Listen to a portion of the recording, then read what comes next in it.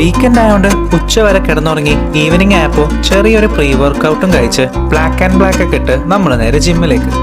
ജിമ്മിലെത്തി കുറച്ചു നേരം chest workout ഒക്കെ ചെയ്ത ശേഷം ഞാൻ കുറച്ച് വീഡിയോസ് ഒക്കെ എടുത്തു. വീക്കെൻഡ് ആയതുകൊണ്ട് തന്നെ ജിമ്മിൽ അത്യാവശ്യം ആൾക്കാർ കുറവാണ്. ഫ്രൈഡേസ് യൂഷ്വലി അധികം ആരും ജിമ്മിൽ വരാറില്ല.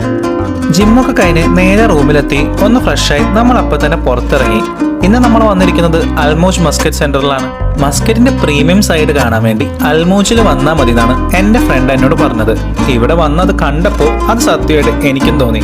ഇവിടെ കുറെ നല്ല പ്രീമിയം കഫേസും 5 സ്റ്റാർ റെസ്റ്റോറൻറ്റ്സും എല്ലാം അവൈലബിൾ ആണ്. അതുകൂടാതെ അഡ്വഞ്ചർ ആക്ടിവിറ്റീസ് ആയ സ്കൂബ ഡൈവിങ്ങും ജെറ്റ് സ്കീയിങ്ങും എല്ലാം ഇവിടെയുണ്ട്. എത്തിയപ്പോൾ നല്ല ലേറ്റ് ആയതുകൊണ്ട് അഡ്വഞ്ചർ ആക്ടിവിറ്റീസ് ഒന്നും തന്നെ ട്രൈ ഔട്ട് ചെയ്യാൻ നമുക്ക് പറ്റിയില്ല.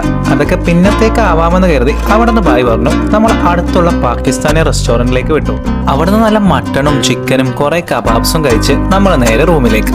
അപ്പോൾ ഓക്കെ ബൈ.